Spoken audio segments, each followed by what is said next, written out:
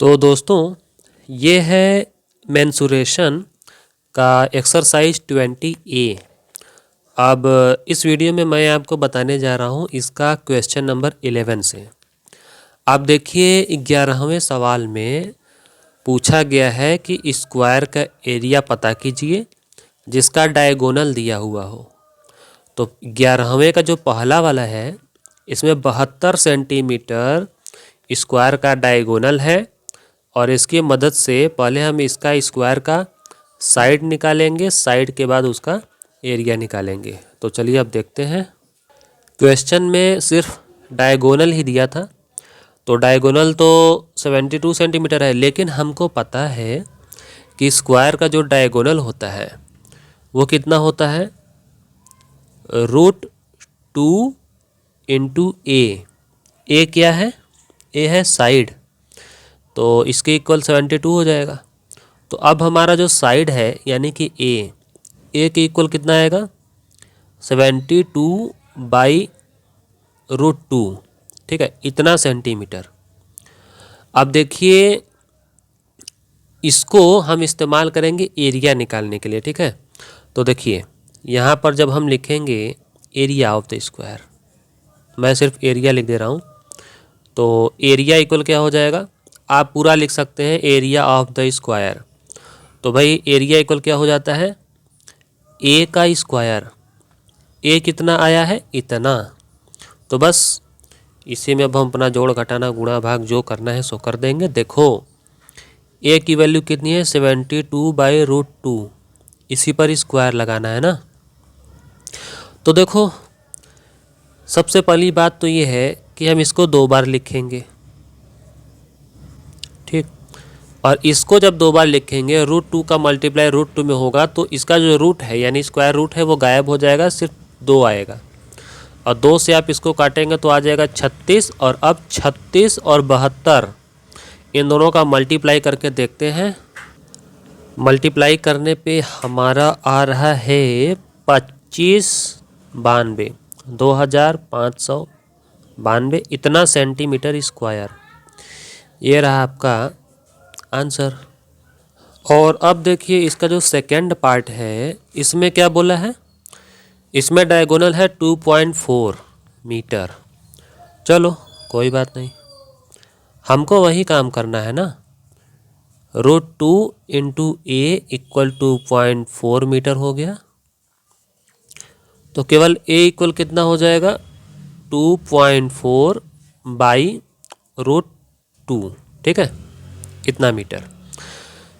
Metre आप बार बार लगाइए, चाहे आखिरी में लगाइए, कोई दिक्कत नहीं है।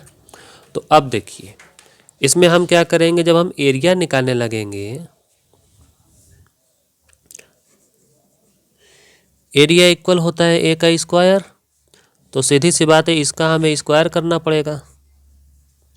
2.4/√2 इसका करेंगे स्क्वायर, तो इसका मतलब क्या हुआ, 2.4 × 2.4 और इसको हम डिवाइड करेंगे, √2 का स्क्वायर यहाँ फिर से 2 आ जाएगा, तो 2 से अगर हम इसको काटेंगे ना तो आ जाएगा 1.2। अब हमें मल्टीप्लाई करना है 2.4 का 1.2 से, तो देखते हैं कितना आता है।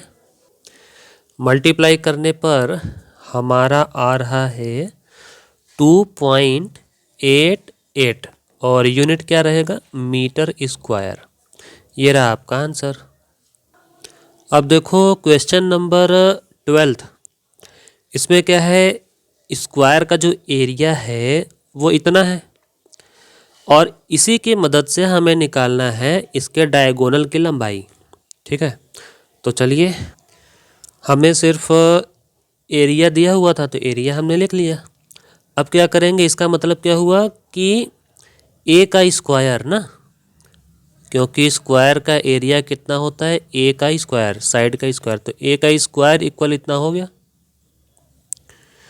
अब अगर हम केवल ए निकालना चाहें तो इसका जो स्क्वायर है ना, ये इस पे स्क्वायर रूट बन जाएगा ऐसे। अब इसका स्क्वायर रूट हम निकालेंगे, देखते हैं कितना आता है। देखिए इसके लिए ना आपको इसका फैक्टराइजेशन करना पड़ेगा। अब जैसे प्राइम फैक्टराइजेशन आप करते हैं तो आप वैसे भी कर सकते हैं, नहीं तो आप डायरेक्ट कर सकते हैं। ये देखो कैसे, अब जैसे कि यहाँ जो 2 जीरो है तो मतलब 100 से मल्टीप्लाई तो किया ही गया होगा। तो उसके लिए ना सोच लो कि हम 2 बार 10 हम ऐसे लिख दिए, ठीक है, इतना हिसाब हो गया। अब इसको अगर हम प्राइम फैक्टराइजेशन करेंगे तो क्या आएगा हमारा, सबसे पहले तो 2 आएगा, 81 हो जाएगा। 81 के लिए हम 4 बार 3 लिखेंगे ऐसा, ठीक है। अब इसमें क्या होता है कि जिसका पेयर बन जाएगा वो सब सिंगल सिंगल आइटम बाहर आ जाएगा। अब जैसे कि 10 मल्टीप्लाई और ये 3 और ये एक 3, 2 की जगह पे एक नंबर लिखेंगे ना, इन सब का और इन सब का पेयर बन गया। इसका पेयर नहीं बना तो ये जो है अकेला रह जाएगा स्क्वायर रूट के अंदर। तो इस तरह से 3 3 जा 9 और 9 10 जा 90, 90√2 ये क्या है, मीटर। इतना क्या है, स्क्वायर का साइड। अब हमें निकालना है इसका डायगोनल, ठीक। तो डायगोनल इक्वल क्या लिखेंगे, डायगोनल इक्वल तो वो होता है ना √2 इंटू ए। लेकिन हमें पहले से ही पता है कि ये जो ए की वैल्यू है, ए की वैल्यू में खुद ही पहले से एक √2 लगा हुआ है, तो ये हो जाएगा 92√2। तो चलो ठीक है, इतना तो कन्फर्म है कि 90 तो हमें पहले लिखना ही है, लेकिन √2 और √2 का मल्टीप्लाई करने से 2 बन जाएगा। तो इस तरह से इसका आंसर कितना आएगा, 180 इतना मीटर। ये रहा इसका डायगोनल और आपका आंसर। अब देखिए ये जो 13th वाला क्वेश्चन है, इसमें क्या है कि स्क्वायर फील्ड का जो एरिया है वो 1/2 हेक्टेयर है। और हेक्टेयर जो होता है ना, यहाँ पे हिंट भी दिया है कि 1 हेक्टेयर बराबर 10,000 मीटर स्क्वायर। तो चलो इतना तो एरिया दिया हुआ है और हमसे क्या पूछ रहा है कि find the length of its diagonal.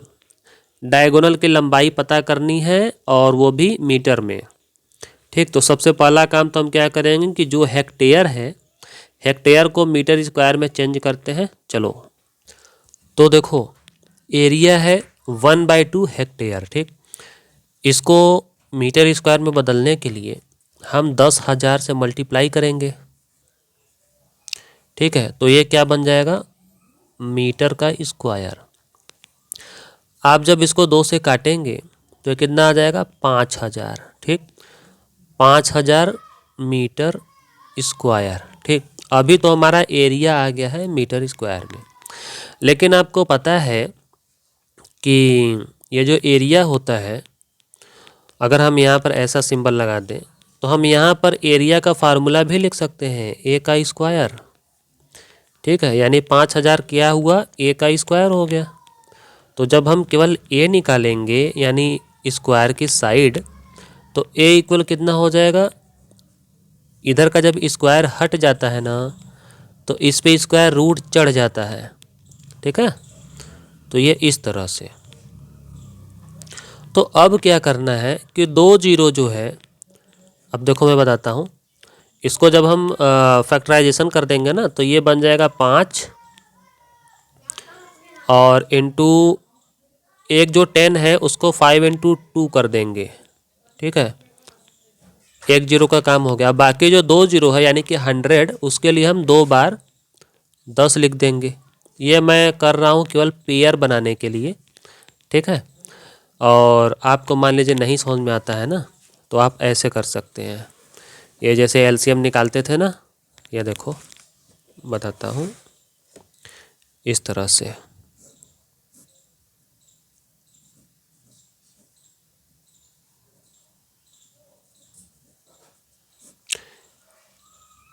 इस तरह से भी आप करेंगे ना तो ये जो नंबर आपका आएगा, ये सारा नंबर जो है आप इसके अंदर लिखिएगा तो आपका पेयर जो है बन जाएगा आराम से, ठीक। तो इस तरह से मैंने देखा कि इसका पेयर बन गया और इसका पेयर बन गया, तो हमने इन सब का सिंगल सिंगल उतार लिया 5 × 10, ठीक है। लेकिन इसका जो है पेयर नहीं बना, तो इसीलिए हम क्या करेंगे कि इसको स्क्वायर रूट के अंदर ही रहने देंगे ऐसे, ठीक। तो ये कितना आ गया हमारा 50√2।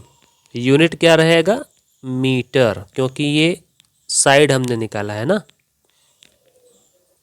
एक बात और, जब ए स्क्वायर था तो हमारा यूनिट क्या था मीटर का स्क्वायर। जब हमने ए कर दिया तो इसका भी स्क्वायर हट जाएगा, इसीलिए यहाँ पे मीटर स्क्वायर नहीं मीटर लिखना है, ठीक। और क्वेश्चन में क्या पूछा था, इसका डायगोनल निकालना है ना। तो डायगोनल निकालने के लिए अब हम क्या करेंगे, डायगोनल क्या होता है √2 × a, ठीक है। तो √2 मल्टीप्लाई a कितना है 50√2। तो चलो इसको भी लिख लिए यहाँ पे 50√2, ठीक। तो 50 तो चलो ठीक है, लेकिन √2 और √2 का मल्टीप्लाई होने से ये बन जाएगा 2। तो इसका जब हम मल्टीप्लाई करेंगे तो कितना आ जाएगा 100 मीटर। ये है आपका आंसर। अब देखिए 14th क्वेश्चन जो है, इसमें है स्क्वायर प्लॉट का एरिया इतना। अब हमसे पूछ रहा है कि find the length of wire, तार की लंबाई बतानी है जो कि इस स्क्वायर प्लॉट जो है ना उसके बाउंड्री, ये देखो बाउंड्री ऑफ द प्लॉट, इसके बाउंड्री के चारों ओर 4 टाइम्स उसको 4 बार लपेटना है, किसको वायर को। तो देखो जब किनारे किनारे जब हमें ऐसे उसके चारों तरफ वायर लपेटना है, घुमाना है तार को, तो किनारे किनारे जो चारों बाउंड्री है उसके लिए हमें पहले उसका पेरीमीटर निकालना होता है, ठीक।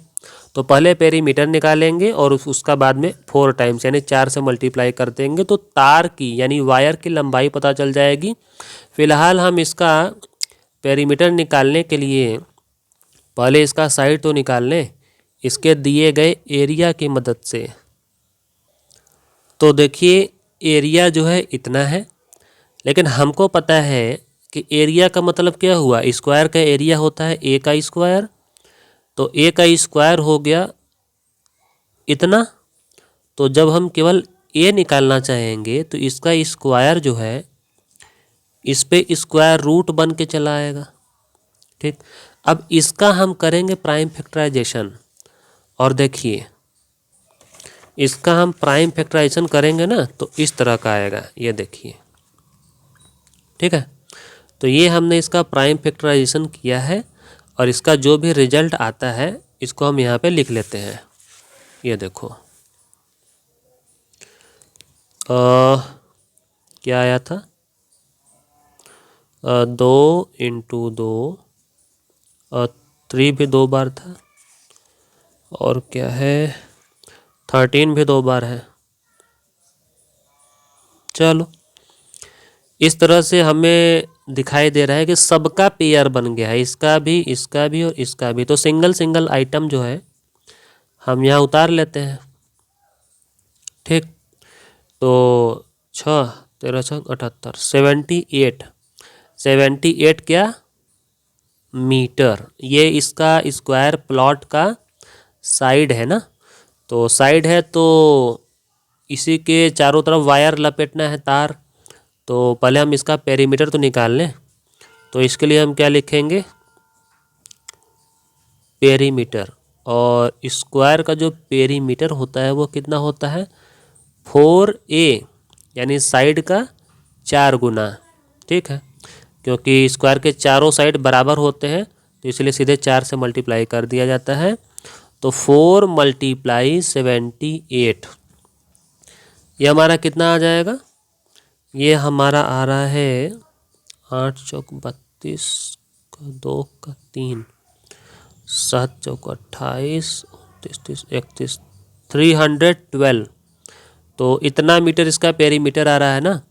तो अब हम फाइनली क्या निकालना चाहेंगे, अब हम निकालेंगे लेंथ ऑफ द वायर, ठीक है। तो देखिए length of wire, length of the wire equal क्या हो जाएगा, कितने टाइम्स इसको लपेटना था, 4 टाइम्स, तो 4 मल्टीप्लाई क्या लिख देंगे, पेरीमीटर। ठीक है, तो 4 मल्टीप्लाई 312। ठीक, तो ये कितना आ जाएगा, इसको जब आप मल्टीप्लाई करेंगे तो आपका आ जाएगा 1248, 1248 मीटर, इतना लंबा वायर चाहिए।